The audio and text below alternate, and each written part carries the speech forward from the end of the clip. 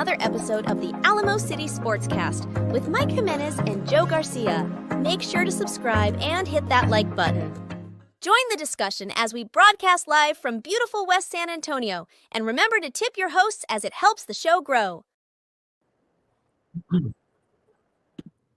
Happy Monday, everybody. My name is Mike Jimenez, and this is the Alamo City Sportscast coming at you from West Bexar County. Again, my name is Mike Jimenez. Joe Garcia is off today. He's been off the past 2 weeks. He's doing training for the Department of Homeland Security, his new job that he's starting over there. He's going to be back next week. Okay, so 3 weeks of training. We're now beginning week 3.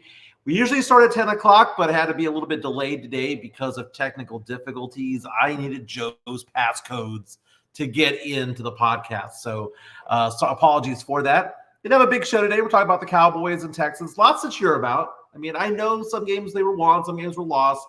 Fact of the matter is it all depends on what happened the first 2 quarters, right? Who cares about the Texans as long as CJ Stroud looks good, right? Who cares about the Cowboys unless certain players look good? Trey Lance, what do you think?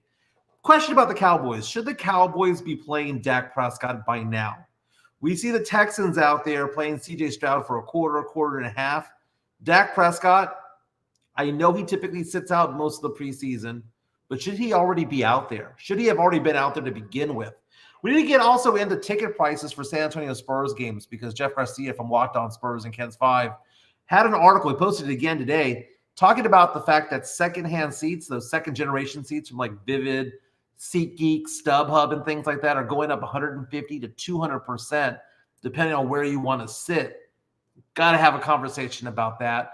Our Streamline is open. Again, we're live right now on Facebook and on YouTube, but you can take part in the show by going on to our YouTube stream and leaving comments. We have Sam Salinas in the house already saying, "Morning, boys." From across the Atlantic Ocean, Garrett is in here from the Netherlands saying hi to everybody. Sith is in, Mario Cavazos already in the chat line as well. We're going to have a special guest, and it's funny because when it comes to the special guest, I had asked him to be on the show earlier this past weekend, and I got up this morning, and I got on social media, went on Facebook, and if you go on Facebook, they sometimes will give you like memories from the past. And today's memory was, apparently today is my 5-year anniversary of being friends with James Pledger from San Antonio Sports Star. He hosts Extra Innings from 6 to 7 p.m. on 94.1 FM. 5 years friends with James Pledger, my boy, my buddy. I'm going to bring him on right now. Pledger, how you doing, my man? I'm good. What's happening, Mike? Dude, we have been friends for 5 years. Now, you're on the road. You're heading to the station right now, so typically you would join us, and we would see your handsome face. But today, we're just going to get your voice. But 5 years, man, it's been fun. It's been a hell of a time. I'll say it's been 5 years that have flown by. COVID and everything just put us through a time warp, it felt like. You know what's so funny about it is that I remember the first thing you ever said to me, Pledge. I remember the first thing. I had auditioned for Rock the Mic 4, and it was the last day of auditions, and I went to the Slackadochus location. And I thought, well, I'm just going to see what everyone else does. You know, there's 20, 30 people in line to audition. Apparently, I was the second person to audition, so I had no idea what was going on. And everyone had these prepared 1-minute takes, and I had nothing. I had nothing. And I was like, oh, I'll just wait, and I'll just kind of get the vibe of it all. And it didn't happen that way. They're like, Michael, you're next. And I just went out there and started riffing about the bets I was going to make in Vegas later on that weekend. And Pledger, you looked at me and said, what? What did you say? What did you say? Do you remember? Ooh, Pledger kind of dropped off there for a second. Pledger told me at that point, I have heard worse. I have heard worse. But that is my boy, James Pledger. He's on the road. Yeah, I said I heard worse. Yeah, I heard worse. It made me feel better, you know, because to me, that was your way of saying that you liked it. That's what I get, baby. Lots of people. No, they think it sucks. There's a difference.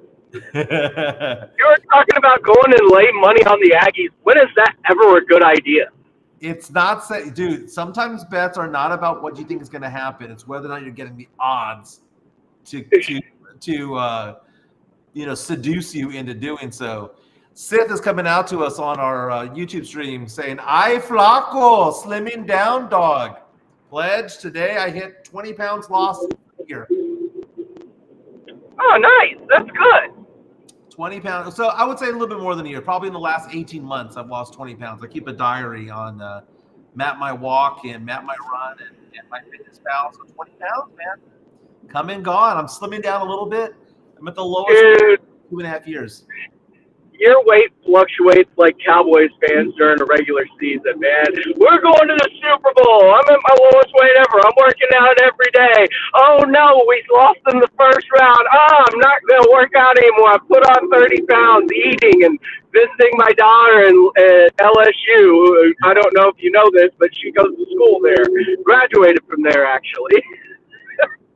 That's true. I mean, I do fluctuate, but I think this downward trend, Pledge, is kind of the way that it's going to be, dude. I mean, this is my I'm about to be divorced attitude. I have no reason not to work out. I'm home alone half the time. I got to go hit the gym. I got to go run and not eat like crap, and that's been part of it. I've kind of been better about eating, dude, and that's There's a girl in your life. What was that? There's a girl in your life. That's the real reason. Gotta keep up. Gotta keep up. It's amazing how that happens, right? It's always how it happens, right? It's called motivation, is what it's called, right? Got to be healthier. And now this weekend, I'm going to go hiking. Some people are internally motivated. Some people are externally motivated. And which am I, apparently? External, right? Gonna go hiking. Gonna go hiking this weekend in Austin, man. You know what people my age do. Oh, fun! Yeah, we'll go to Barton Springs. Do they? Do people your age hike? Is that what we do? I've never done that. Is that what we're supposed to be doing? That is what we're supposed to be doing, man. Talking to James Pledger from San Antonio. Okay, I didn't know. Talking to Pledger of Sports, or my friend of 5 years, baby. My friend of 5 years. We're talking about the Cowboys, man, because the Cowboys won their preseason game. The first game they lost kind of in a brutal fashion, but who cares, right? It's preseason. But the second game, the starters played a little bit more. Cowboys won 27-12 over the Las Vegas Raiders. We got to see a lot more of Trey Lance. We got to see a lot of Deuce Vaughn, his 5'5" self, going out there and trying to make a case that, hey, we have no running game. Why not me? You know, I'm not saying 20 carries a game, but why not me? What would you say was the story of the game? Was it Trey Lance? Was it Deuce Vaughn?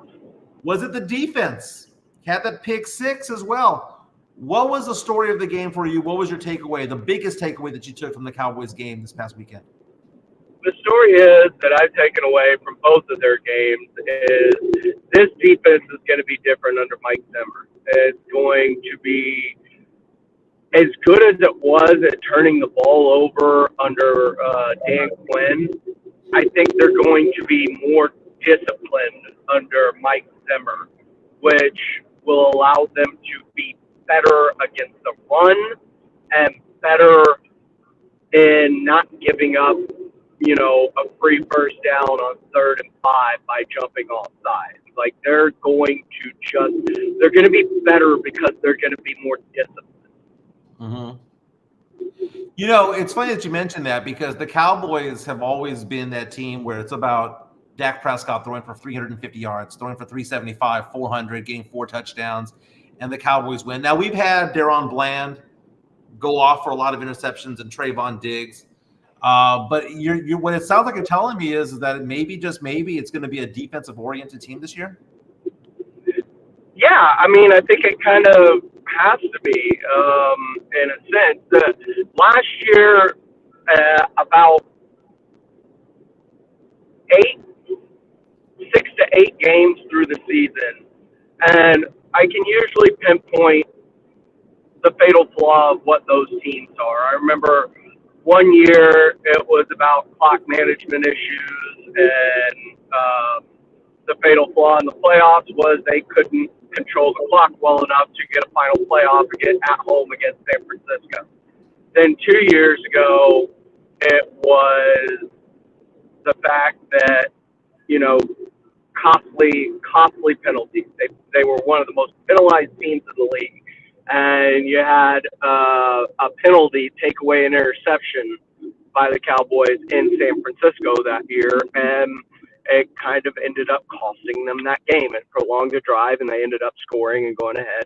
And then this past season, I noticed this is everybody that wanted to talk about that defense being potentially historically great. It wasn't. And that's a very difficult thing to live up to. But the reason it wasn't was because the team was constructed in such a way that Dak Prescott and CeeDee Lamb were your best offensive weapons. They had to get going early. You get a lead and build it, and then you unleash that defense. That defense was not constructed to be able to play from a deficit. And so what happened? It hurt them against Green Bay in the playoffs. It hurt them against Buffalo in the regular season. It hurt them against Arizona. That was the first time we saw that fatal flaw of theirs, is if they don't get up and, take a huge lead where that defense can unleash and they get stuck in a close or have to play from behind it all, that defense wasn't good enough to carry them. And the offense had to pick up the slack. A lot of times it couldn't, because other teams just decided CD, you weren't going to beat us, right? Right. And that was the fatal flaw of those 3 consecutive seasons under Mike McCarthy, where they've gone 12-5. And it's always been something different every year, right? So I don't know what the fatal flaw of this team will eventually end up being, but I like the way this team is kind of constructed. The only thing that scares me is their lack of a perception of a running game. But if they utilize it properly, that could be okay too. Like last year, we talked about it all year. They needed Zeke Elliott not to be the guy, but to be the guy in short yardage and third down situations as a blocker and as a goal line or short yardage guy. And they just didn't have that guy last year. Well, they have him now. Hopefully Rico Dowdle can be the other side of that coin that they'll need. But I have questions about their running game, and we can feel great for Deuce Vaughn. He's not making the team. He's not. He doesn't provide any value to this team. Well, you don't think that he could be like a Darren Sproles type of guy?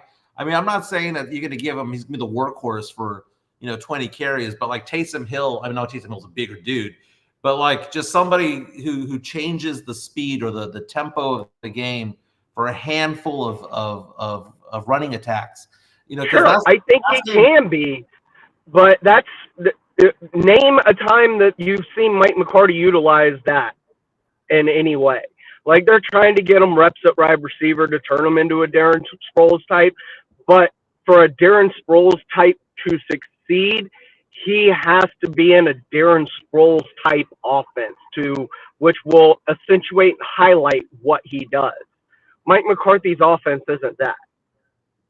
Well, Darren Sproles at 5'6" back in the day. You have Deuce Vaughn at 5'6". He had 5 carries for 34 yards. His longest being 12 yards. Looked very electric.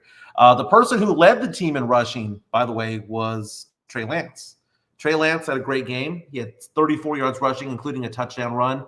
15 of 23 passing, 151 yards, 1 touchdown, no interceptions, had a rating of 98.3. I'm going to tell you the best play he did.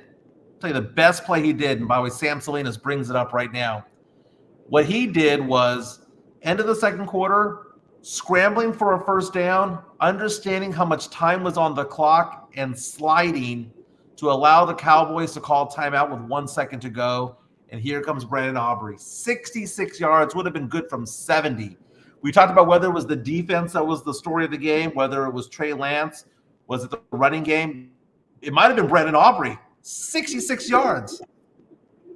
Brandon Aubrey is nice. I love Brandon Aubrey. He's legitimately, it's him and Tucker. They're the best kickers in the league, and Aubrey might be the best kicker in the league. Because, Justin Tucker with that leg is starting to, I think, lose a little. So while he's still accurate as all get out, so is Brandon Aubrey. And you feel really comfortable when Brandon Aubrey is on the field, no matter if it's from 66 or from an extra point, which was an issue in the past for the Dallas Cowboys. So they've solved that mystery and found one of, if not the best kicker in the league. And that is a great find out of the USFL. Mm-hmm. So it was a great find. I mean, an enormous find. The idea that all you got to do is get to midfield and you have a chance at points is a weapon that no other team has. I mean, Justin Tucker, maybe.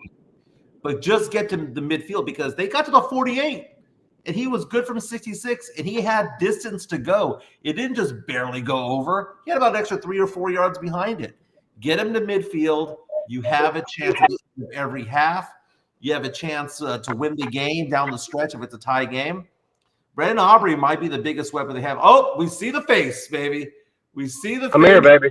Pleasure joining us now from San Antonio Sports Star. He's the host of Extra Innings 6 to 7 Monday through Friday, 94.1 FM. Pledge, Trey Lance. Is Trey Lance QB2 or is he QB3 on this team? Because they keep trotting out Cooper Rush for one series for whatever reason or another. Then they hand the keys off to Trey Lance for the next 3.5 quarters. Who is QB2 as of right now? I'm going to answer your question with a question. Do you trust Trey Lance? You know what? I didn't trust him before. Oh, so now that he's looked like a competent quarterback against guys that are going to be packing groceries at HEB next week, you feel better about it? Dude. Don't be a victim of the hype and the circumstance of what a preseason game against four stringers that aren't going to be in the NFL. He's not a good quarterback. He's not. He's slow on his reads. The best thing about him is his ability to run the football, which, okay, do you want Tim Tebow? Cool. Tim Tebow doesn't belong in the league either. Sam Salinas asking the question, at what point in the season will the calls for Lance to start come in? Remember, that's how Romo and Dak got their job. This is what Jerry Jones has come to rely on. Okay, first of all, you're using my words against me here, Pledge, because here's the thing. I once was really excited about the Ian Book era for the New Orleans Saints, Oh, yeah, you were. Yeah, and I saw Ian Book, by the way. You saw 3 plays in preseason that made you go, wow. Ian Book, who's now doing preseason behind Patrick Mahomes and the Kansas City Chiefs right now. I was at DraftKings Sportsbook, and I was like, is that Ian Book? And it was Ian Book. I'm not saying that Trey Lance is better than Cooper Rush. He's not. No, not. Cooper Rush went 5-1 as an NFL starter, right? So you look at Cooper Rush right now, and my question is basically who has the higher ceiling between the two? Because if you feel that the higher ceiling is Trey Lance, then you kind of have to gravitate in that direction. I know the higher floor is Cooper Rush. You know what you're going to get out of him.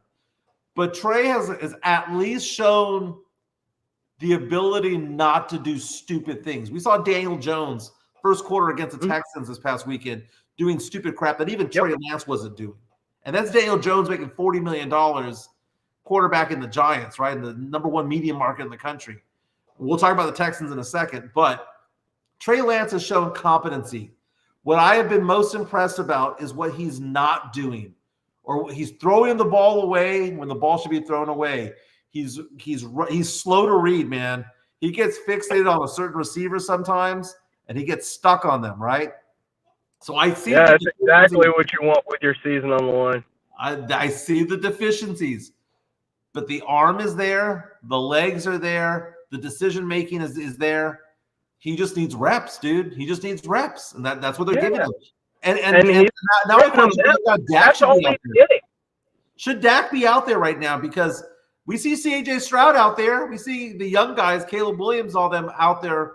Patrick Mahomes doing behind-the-back throws. We're seeing these guys out there, but Dak Dak's not. It's all great until somebody steps on a leg wrong. Then you start questioning, why was he even playing in this meaningless preseason? If CJ Stroud takes a step and blows out a knee, we're asking, why in the hell did DeMeco Ryans even have him out there? Right. What was the point of it, right? So you can't play scared. You can't play scared. Is that what you're saying? Play scared? Yes, but you can minimize, mitigate risk. Isn't that what you do as a financial advisor? You mitigate risk for clients? Oftentimes do. That's what the Cowboys are doing. They're mitigating risk because they know without Dak Prescott, their season is freaking over before it even takes off.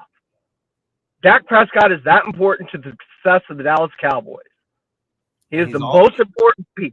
He also has no contract as of now, so that's a big deal. Talking to James Pledger from San Antonio Sports Star.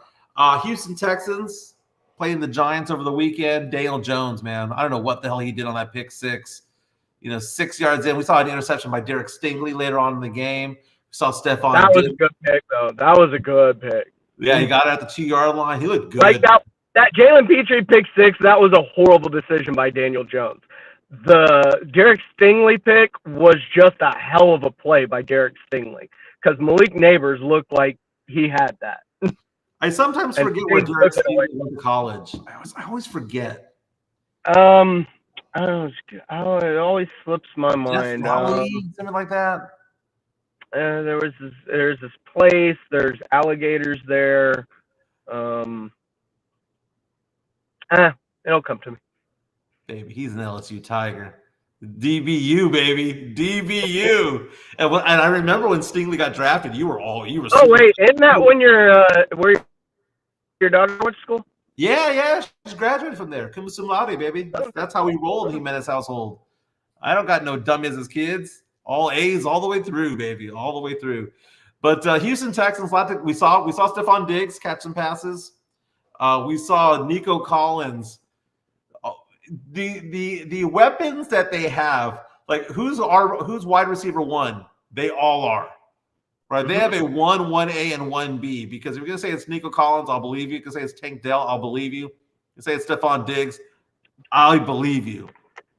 By the way, congratulations to Nick Caserio, because as this contract extension for Nico Collins plays out, that's going to look like a bargain of a deal. Was it $25 million? Was that what that was? $25 million. They got a wide receiver one talent for $25 million, which in 2 or 3 years from now, it's a deal now. It's a bargain now, but 2 or 3 years from now, it's going to look like a steal. Although, if it was Jerry Jones, he would have waited to see how this season played out and ended up paying peak money for the talent instead of getting them early on a lesser deal.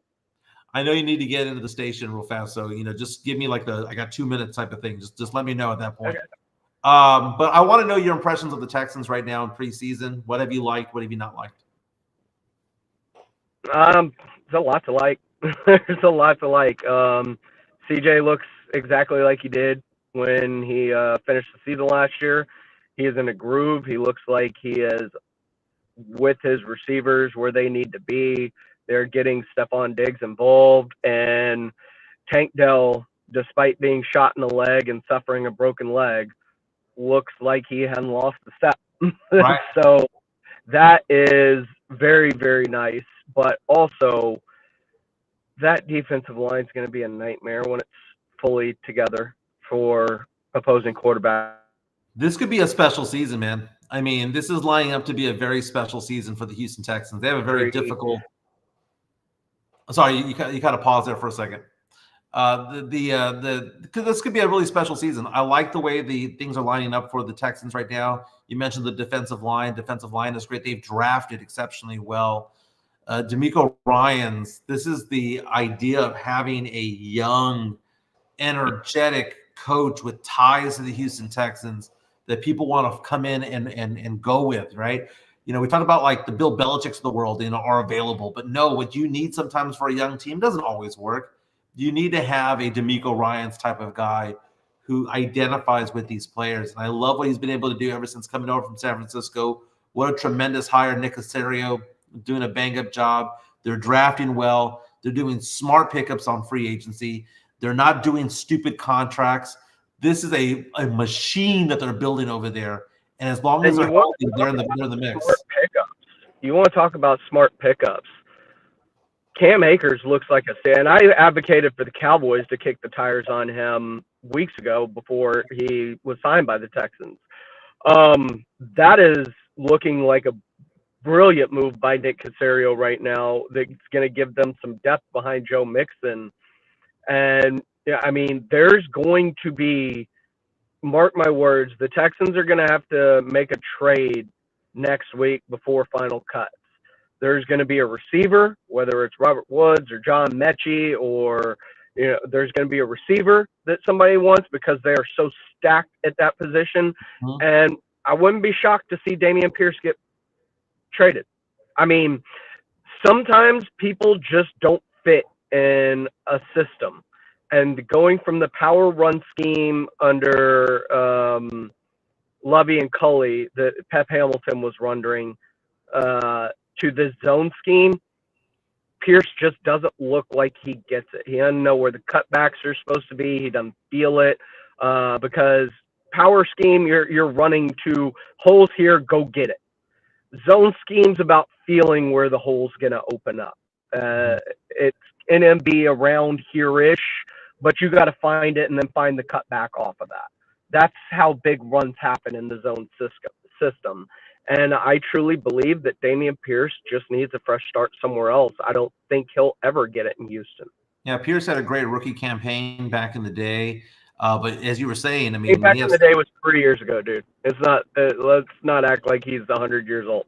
Oh, I know, but I didn't know the exact year, so I was using some terminology, dude. So picking at me, quit making fun of me. But you look at the depth chart there: Stephon Diggs, Nico Collins, Tank Dell, you have Dalton Schultz.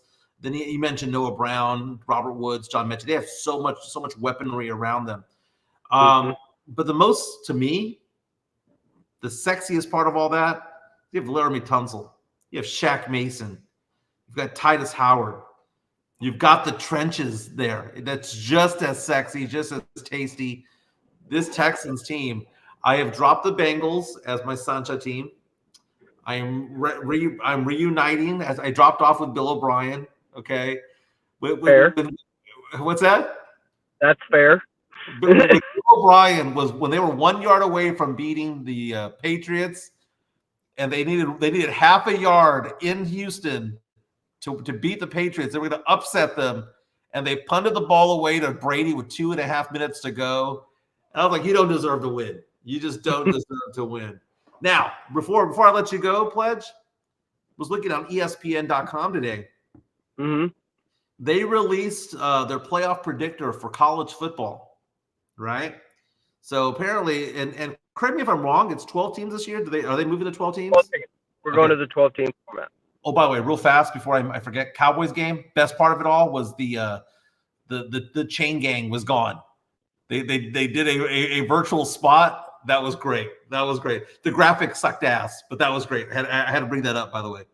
So you have a 12-team playoff, right? And according to ESPN, the teams that have the highest chances of making the playoffs are at 79% the Georgia Bulldogs, 76% the Oregon Ducks, 68%, in top 12, 68% Texas Longhorns, 67% chance Ohio State, 59% chance Notre Dame and Penn State, that's top 6, Bama at 7, Missouri at 8, Tennessee at 9, OU at 10, Florida State at 11, and at the 12th best odds, they have the Michigan Wolverines going back, 12th best odds, right? Other teams that are in the mix, according to them, include Clemson, LSU, Kansas, A&M, K-State, Louisville, Miami. But last on their rankings of the best odds, at 16%, the UTSA Roadrunners, baby, Meep Nation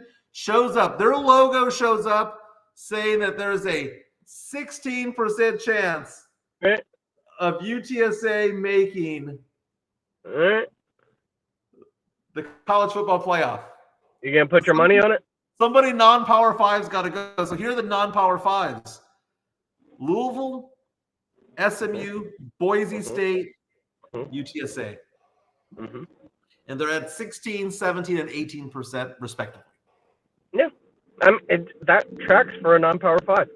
I Are mean, you those not are the teams that you should have at the top of that list. And everybody's wondering who the starting quarterback is going to be for UTSA. I think the jerseys reveal tells me exactly who's going to be the starting quarterback for UTSA. When it was revealed that Eddie Lee Morgenberger was going to be 9, and then McCown was going to be a part of the 2-1-0 triangle of toughness numbers, and he would be number 2. That tells me he's your starting quarterback. And it's you don't get that number. Yeah, it's a legit player. You don't get that number. Right. Hey, people are asking, oh, by the way, Kennesaw State, I believe it's August 31st, first game of the season at the Alamo Dome. I should be there. Real fast, people asking the question. Hannibal Fist asked the question, what did you have for breakfast today? They want to know. I'm normally not a breakfast guy. Usually it's a protein shake, which, I had a Chips Ahoy protein shake. But I actually did. I have my leftovers for breakfast this morning. I baked up my leftover chicken fried steak and tater tots from Longhorn Cafe last night. Nice. Greg asking the question, Pledge, it's 104 degrees outside, the hottest day of the year. What are you doing in a hoodie? You know as well as I do, those studios are cold, man. Those studios get chilly. And so, yeah, it's 104 outside. You know how much time I spend outside? This is going to be it. Tony's saying, why does Pledge have a hoodie on? He's like those Texas teenagers wearing hoodies in the middle of a hot day. Dude, I had to tell my daughter this last year. I would pick her up from school. She's starting 7th grade today. So, happy belated birthday to Ava Renee. I told her like in May when I would pick her up from school, I don't ever want to see you in a hoodie outside. It's in this weather. It was like 100 degrees, 95 degrees. She's baking in the sun. She's like, oh, I feel so tired. I'm like, you know why? Because we're wearing a freaking hoodie and it's 95 degrees. Get off my lawn. I'm old and stuck in my ways, and I don't know kids' fashion today. Pledge, have you done iFly yet? Pledge, have you? I did. I have not. I've been dying to do it. I saw it this weekend. That looked awesome. They had to pump up the wind to 136 miles per hour to get my fat ass up to the top of the thing. Haven't lost enough weight, apparently. Everyone else was like, all you need is 118 degrees. All you need is a Cat 2 storm or a Cat 3 storm. You had to go like Cat 4 with me. You had to be like an actual damn tornado to make it happen. Yeah. Mike's safe in a low-level hurricane. He's not going anywhere. Tornadoes, EFO, EF1, EF0, so I'm fine, man. It's so funny because they make you the wind, the tunnels they're going, right? So that you have the instructor there, and you're supposed to stand and put your hands like this, and you need to fall forward. And it's so weird to fall forward and get into the fan. I had slobber coming out of my mouth, and it went into my ear. I did 3 jumps, if you will, and it went. This is gross, dude. That is James Pleasure, my man. Tell us about your show, man. What you got going on? Oh, it's Extra Innings with Pledge every weekday afternoon from 6 to 7. Just kind of get the last word on a bunch of things from throughout the day. So join me and hear the latest, my thoughts on kind of what's going on in sports, whether it's, Spurs season ticket prices or which everyone should have seen coming. I heard you tease it. If you didn't see this coming, you're blind or just didn't want to know. Pleasure. We've been friends for 5 years, hopefully another 50 years to come, my man. You're my guy. The accusations you're throwing about me as to my motivations for losing weight, completely off base. Oh, yeah? Completely off base. Uh-huh. That is Pledge, 94.1 FM, 6 to 7 p.m. My man, love you, man. my boy. Love you, brother. Have a great one. Talk to you soon.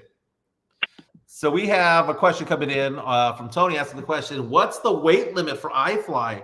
And believe it or not, there is a weight limit. It's 260 pounds. They actually weigh your ass before you get on there. 260 pounds. Mario, being mean. Is it because we said that we love each other? Is that a bad thing? Is it bad for guy friends to say that they love each other? Come on, man. I love Pledge. He's my dude, man. He's my dude. Hey, real fast, just want to say a big shout out to MCS General Contracting. All these chats that you're seeing right here are powered by MCS General Contracting. You can reach out to them at 210-774-9155. Again, 210-774-9155 for all your concrete placement needs.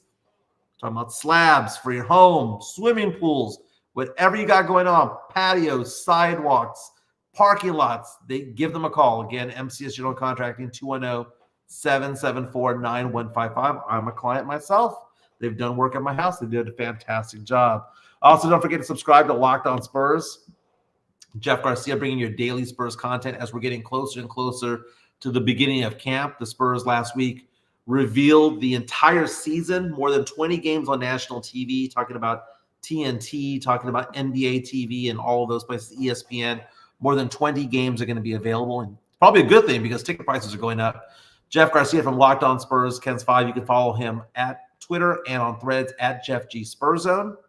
You can also subscribe to the Locked On Spurs podcast. More than 5,000 subscribers on YouTube, Spotify. That's where I subscribe. Jeff Garcia, Locked On Spurs, Ken's 5. He does have an article right now that he posted over the weekend, and it's talking about the ticket prices in the secondary market for Spurs games. Because, don't get me wrong, you can go watch a Spurs game and, buy it from the team itself, buy it from Ticketmaster. But the secondary market, the StubHubs of the world, the Vivid Seats of the world are coming out saying that these prices are getting super expensive. In fact, demand is so high that you're seeing an increase of pricing of more than 100%. And that some of these tickets have gone up for up to 700% higher than before. Average tickets have gone from $102 to $256. Might be a good idea to call the Spurs and get one of those packages, right? Get an 8-game package, because if you're going to get it straight from them, it's going to be at the legit price. But it's these resale prices that are through the roof. And, you're looking at the cheap seats right now. Nosebleeds going for $55, $60, probably not even including the fees. We're going to be priced out unless we go out there and actually get these packages. But you can go on to kens5.com or follow Jeff Garcia on Twitter and Threads at Jeff G Spurzone if you want to know more about that story. He also has a story, and I really didn't get much into it, about Keldon Johnson and whether or not he's giving up that number 3 jersey. Apparently, he's going to keep it. Keldon Johnson looks like he's going to be keeping that number 3 jersey. He's had it while he was at Kentucky. He had it while he was in high school. So that is his number. But Chris Paul III came to the Spurs, and he's known as CP3 because Chris Paul is that jersey number 3. Fact of the matter is that it is Keldon Johnson's prerogative as to whether or not he wants to keep his jersey. Oftentimes, these star players will come out here, and buy the jersey number, but apparently not. Lots of comments coming in.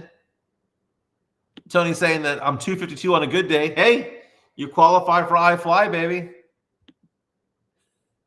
She can't take much more. Is that me because they needed 136 miles per hour to get my ass up in the air? Tim Gonzalez saying Sweep the League podcast will be on at 1 p.m. today. Look at all of what's going on, man, because, right now, I miss Joe. I miss doing the show at Joe's studio. We had better microphones, the better setup. I'm able to kind of do other things while I'm hosting the show. I can get my stats out and all that stuff. Right now, I'm kind of producing and doing my own show and doing the content all at the same time. It's a little bit rough, man. But you guys have been there with me on this. I really do appreciate it. Next week, Joe will come back. But our good friends in the building, Mike Taylor, Jeff, and Rudy J, are now they've moved their podcast to nighttime.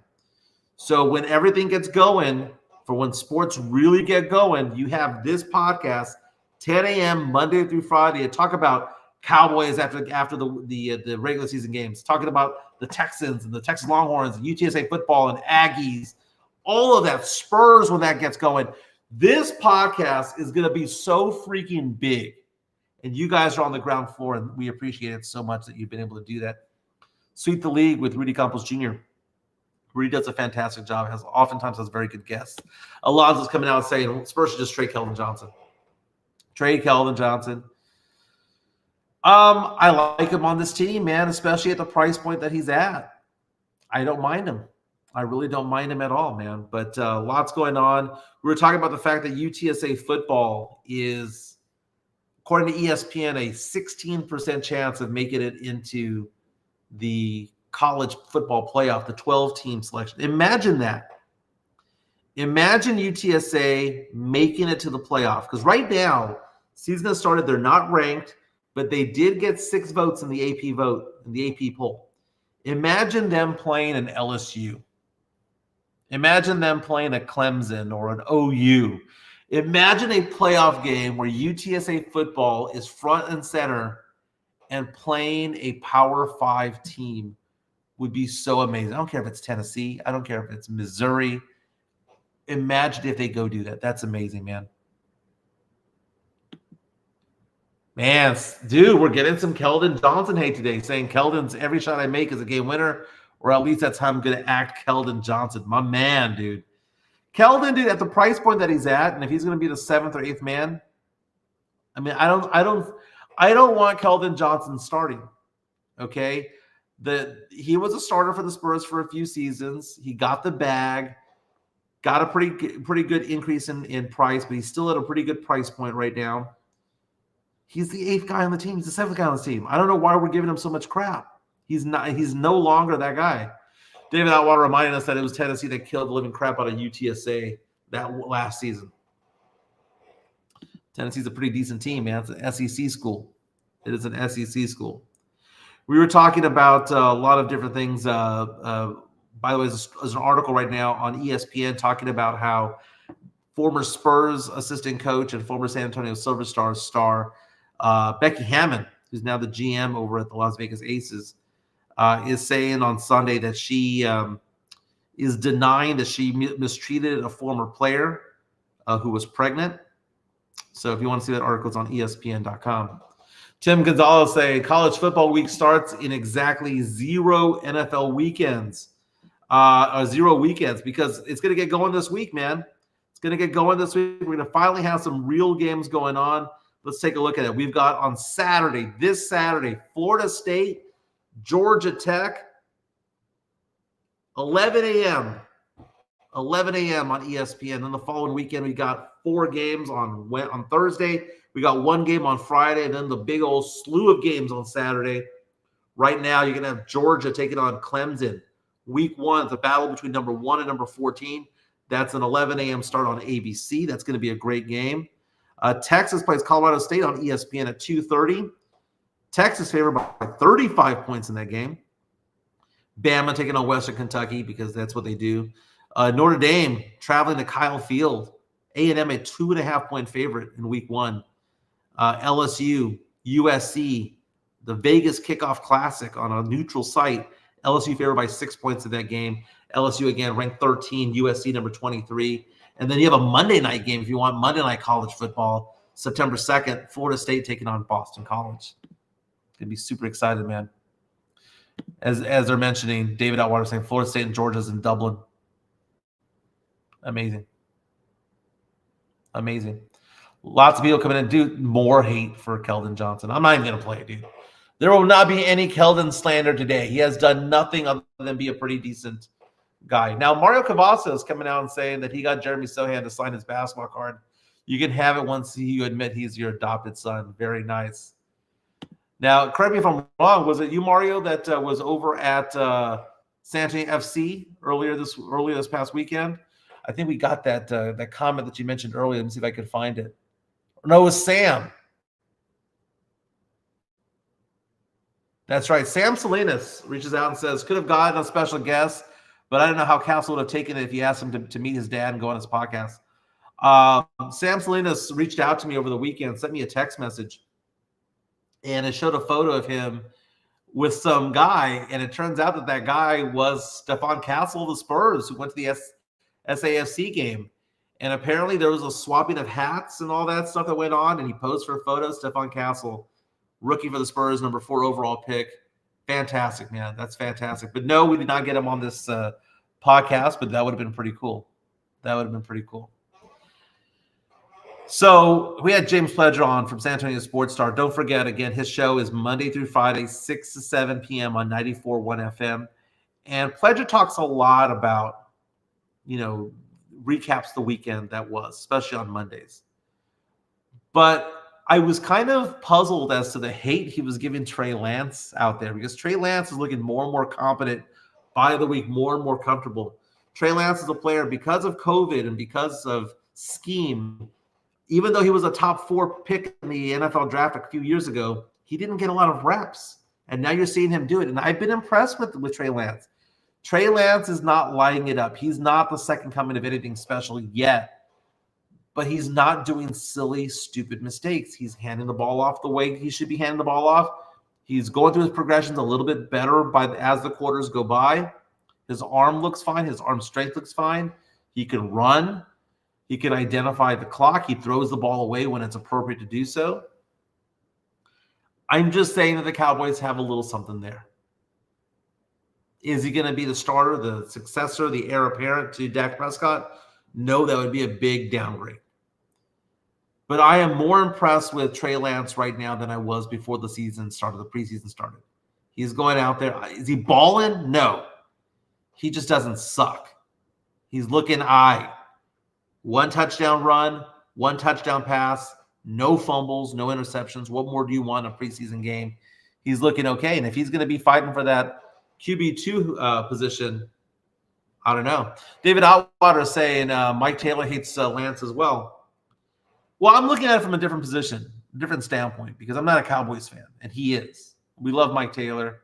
Fantastic show.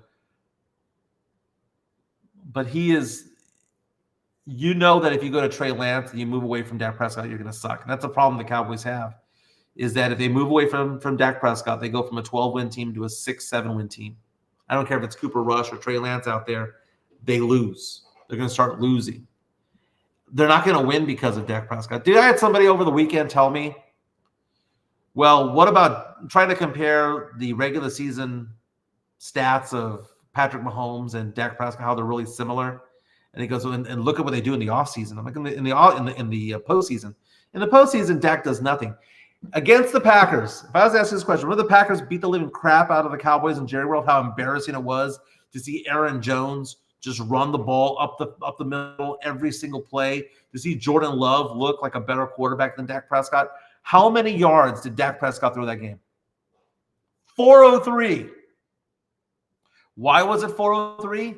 It's because the Packers have basically a prevent dime type of defense when they went up 3 scores. Was not impressed by Dak Prescott throwing for 403 yards. Any quarterback could have done that with that defense and lack of pressure. So the stats that Dak sometimes does are very, very shallow, very, very hollow. It's junk stats half the time. And that's the thing. He's a good regular season quarterback. In the playoffs, he's James Harden, man. He's CP3. Excellent in the regular season. Wets the bed in the postseason. That is who he is. Tony coming out saying Lance needs a chance. He got seriously hurt last year, right?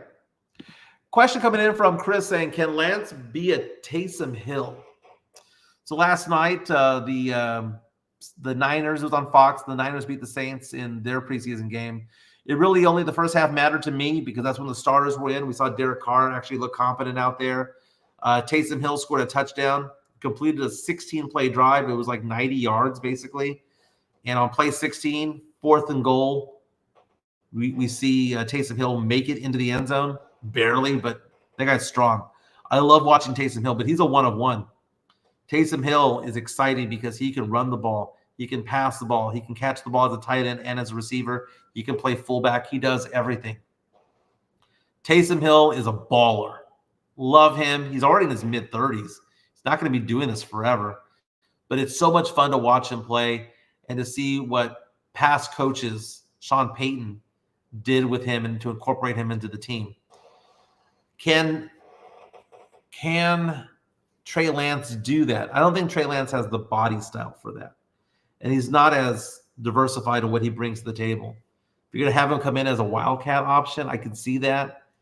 So maybe that's what you're talking about. But as far as having him line up as a tight end or line up as a receiver, I don't see it, man.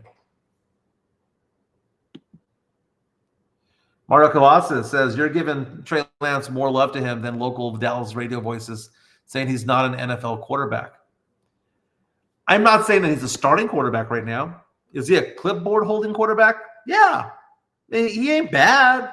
Like what we're seeing from Trey Lance right now is competency. Pledger came out and said, yeah, but the guys he's going up against are going to be stocking for HEB in 3 weeks. So they're not going to make an NFL team. I get that.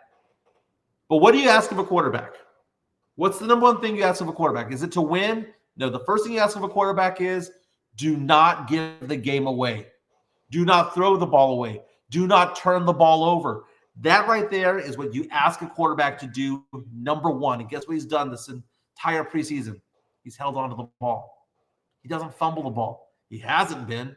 He hasn't thrown interceptions. He's been not throwing interceptions. Didn't have one this last game. And when it comes to stupid plays, he's avoiding them. And when there's nothing there, he's throwing the ball away. And when pressure's coming, he's sensing it and he's getting outside and getting first downs and running for first downs and knows where the yard markers are, the sticks are. We're seeing competency in Trey Lance. Am I saying that he's going to be a great NFL quarterback and he should be starting? No. But first and foremost, he needs to make this team to stay on this team. And I think he's done enough to do so. Who's the backup quarterback? Is it Trey Lance or is it Cooper Rush? Well, you know what you're going to get with Cooper Rush. Trey Lance is the unknown. I will tell you this much, though. Look at Trey Lance, look at Cooper Rush. Trey Lance has a higher upside. And you can see that from the beginning. Why? Because Trey Lance can run the ball. Meantime, you're watching the Texans play. My God, that's going to be a good team this year. That Texans team, Nico Collins, Tank Dell, Stephon Diggs, weapons upon weapons upon weapons. And in mid-November, Houston goes into Jerry World to take on the Cowboys. And that's going to be a great game. And I think that's going to be a test for the Dallas Cowboys defense. Can they keep up with all those weapons? Tank Dell, Nico Collins, Stephon Diggs on the outside. Dalton Schultz going back to Dallas, right? Joe Mixon, Damian Pierce, all of these guys. Cam Akers, all of these guys. And then you have Laramie Tunsil at left tackle, and you've got all of the great offensive linemen that they have, and then you have that defensive line. This Texans team is poised to take a leap. The Chiefs, Travis Kelce is turning 35 this season. I know they have Xavier Worthy. He's a rookie. He's going to be able to open things up. But you might see a regression from the Chiefs. At least that's what I'm hoping. And I'm hoping that teams like the Texans, the Bengals move up in the AFC. Maybe you finally get some more balanced play from the Baltimore Ravens and they move up. Lamar Jackson's a great quarterback. He just can't do it on his own. Tony reaches down and says, why do they hate on Lance, guys? This kid hasn't had the time to really show what he has. Serious injury when he played for the Niners. He deserves to be QB 2 and 3, or well, at least one of them, right, to be on the team. Drew Show. Hey, welcome, Drew. Haven't seen your post today. Says it's simple. Jerry, Dak, all you have to do is let that come down to a Kawhi-type injury. Doc, enjoy a vacation while free agency next year in Aruba. Jerry, let's see what he does. Let's see what Trey can do. Again, the speculation is that what happens if the Cowboys go 2-4 to start the season? Do they just tank at that point, get rid of Mike McCarthy as head coach, and just tank the rest of the year to try to get a quarterback? There are some pretty good quarterbacks this upcoming draft. You know, Shadur Sanders is a big name out there. That's Deion Sanders' son. Quinn Ewers of Texas. Dude, if Quinn Ewers takes Texas to the playoffs and into the semifinals again, Quinn Ewers is going to be a big name. Going to be a very, very, very big name. Speaking of big names, when it comes to finance, guess who's a big name in the industry? This T-shirt we're wearing, dude. Again, my name is Mike Jimenez. My number, cell phone number is 508-0369, 508-0369. Drop me a line if you have questions about anything financial related when it comes to things like investments, old 401ks, IRAs, benefits at work, life insurance, disability, long-term care. I'm a guy that does all that. I've been doing this for 19 years, and I have a pretty strong practice. If you have any questions when it comes to all that, 210-508-0369. I am a fiduciary, which means I have to do everything I say and do needs to be in the client's best interest. Again, I've been doing this for 19 years. You can go to brokercheck.org, type in Michael Jimenez, San Antonio, Texas, learn more about me, my experience. The fact of the matter is that when it comes to the numbers of complaints I've ever had from a client, 0. It's listed on there. It's a government website. Again, 210-508-0369. Financial practice for 19 years, investments and insurances. That is what I do. Let's go back to the chat. Tony, talking about the time that I helped him with life insurance back in the day. You're welcome, my man.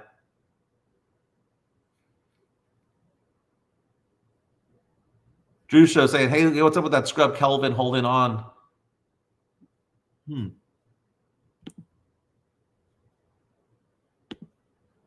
Tony saying, goat Dave Ramsey, but you're Scottie Pippen, Mike. Dude, okay.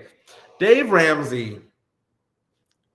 I love Dave Ramsey when it comes to matters of like the debt snowball and all that makes sense. Everything else besides handling of debt, I don't understand the Dave Ramsey approach at all. He had a person interview him the other day. I think the other day, it was earlier this year. And it went viral on social media because it sounded so stupid. Dave Ramsey is all about being out of debt. He says he hates debt, doesn't want debt, doesn't want you to have debt. I get it, right?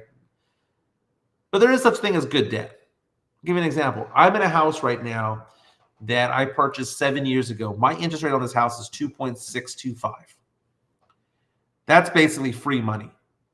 Like if I could get rid of, like this house is 3,000 square feet. If I got rid of this house and moved to an apartment, I'd be paying the same price, right? Because interest rates are so low. They asked him the question, hey, if we gave you $1 million at 0% interest rate, would you take it? And he said no. And that right there is dumb.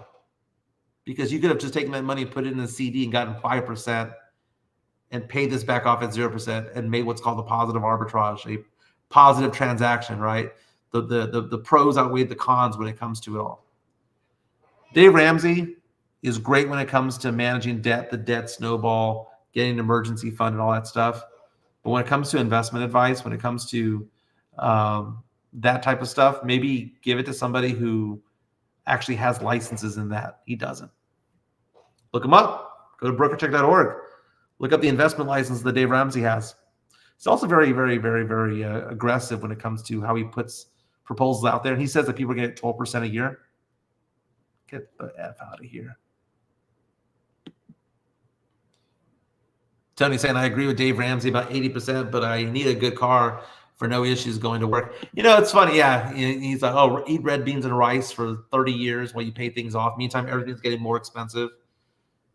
Save for a 20% down payment on a home and all that stuff. One of the things, he hates leasing vehicles. I love leasing vehicles. I want to know what I have before I buy it. I'm going to go trade in my truck in the next couple of months or so as I'm finishing up my divorce. I need a good truck. And I have a little Tacoma, just getting back into that truck life. I might spring for a splurge for a Tundra when it's all said and done. Drew Show for my cold dead hands. Who was that again? Oh, okay. First of all, I know what you're saying, right? For my cold dead hands, this is not Charlton Heston. This is Charles Eston, the singer, actor. He was on speaking of Drew, he was on the Drew Carey show. He was it called Whose Line Is It Anyway? Charles Eston is a great performer who's on the TV show Nashville. Went to go see him in concert in Nashville earlier this summer. It's pretty good, man. Pretty good. Well, fellas, I'm going to call it a show, man. I'm going to call it a show. I got to get to work, and I also got to get my kids going. My kids' first day of school, it was cool telling Ava, to make good choices as she was let go. as I got her out of the car. And she goes, "Dad, I always do." And that was really cool. I also got to do my weigh-in real fast because I haven't done my weigh-in for today.